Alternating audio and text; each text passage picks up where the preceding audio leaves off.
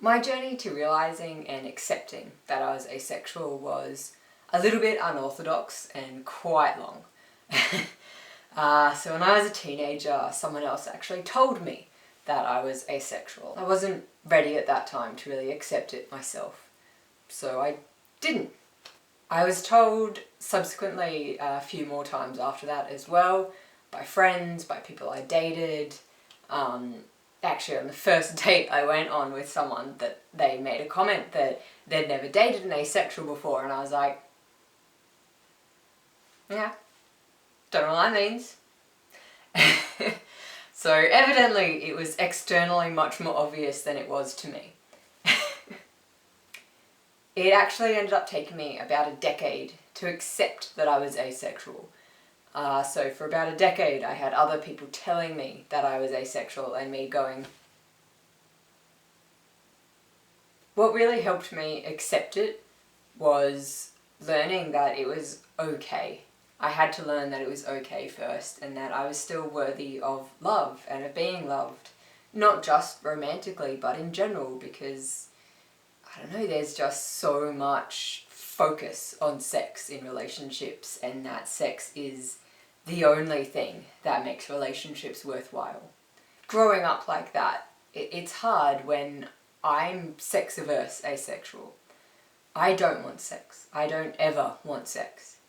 And growing up being told that to have a relationship that matters, that's meaningful, you have to be sexual, that's a lot to grow up with. Understanding that my love will never be good enough, that I will never be good enough. And learning to unlearn all of that.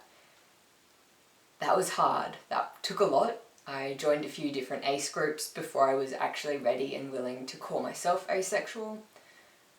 I had to relearn what relationships are, what love is, especially romantic love. It helped that I've got a very supportive partner, a really loving, amazing, gorgeous partner. Yay. And they're just really accepting, and it was not really a big relationship crisis or anything when I told them that I was asexual. They rolled with it really easily, really readily, and that was great. That was a relief. I always sort of hoped as a older teenager, young adult in my early 20s, and that I was just a late bloomer, that I would grow into wanting sex, that was normal. Everyone grew into wanting sex at some stage. And I tried to push it. I tried to force myself to want it. Didn't work. Did not work.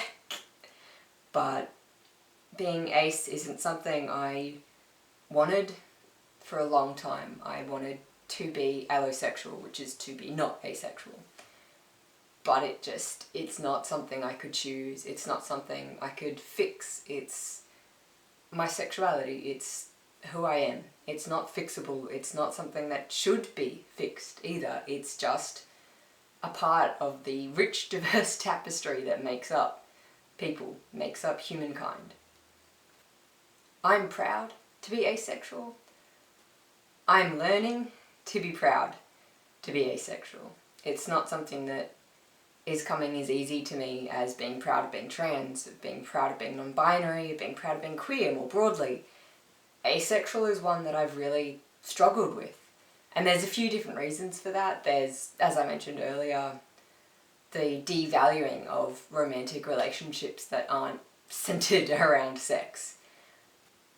I also feel guilty about it from a disability activist standpoint.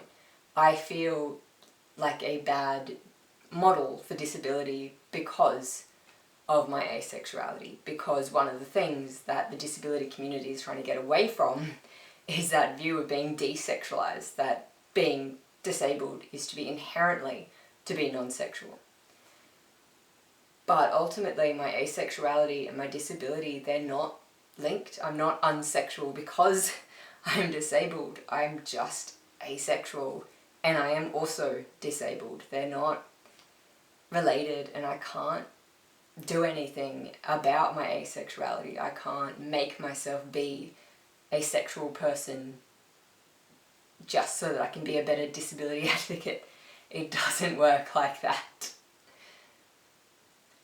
Finally, there's just so much talk about how sex is the thing that makes life worth living. That sex is the be-all and end-all of good experiences you can have.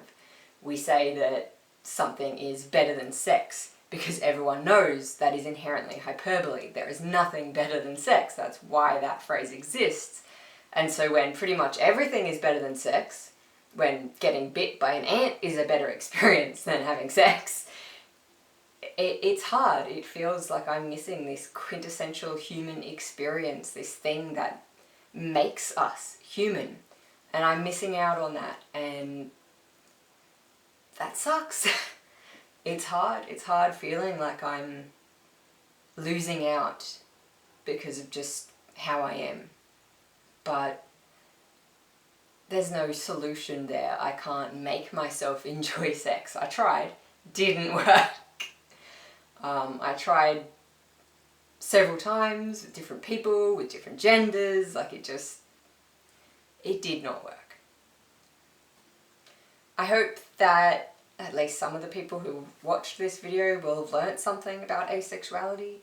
If you're questioning your own sexuality, if you're not sure that you might be asexual, I recommend joining some groups. Online groups are fantastic. There's some really great communities out there that you can join and hear from more asexuals and hear our stories and learn what that is like living, being asexual, how we realise that we're asexual, what that means for us, and just seeing that you can have a life that is full of love and full of joy and be asexual, that it's not some bleak, despairing sort of situation, that it is just one of the many sexualities that humans have.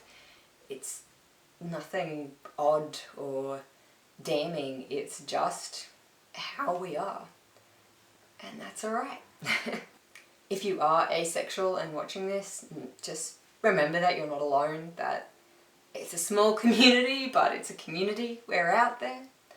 If you'd like some groups you can join, some organisations to look into, I'll drop some links below, so check that out.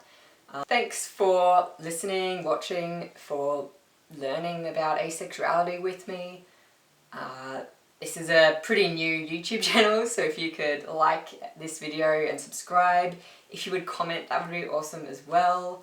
Yeah, just sort of help to build up this very new channel would be amazing. I also have a blog article that I wrote about my realising that I was asexual and what that means for me. I will post a link as well.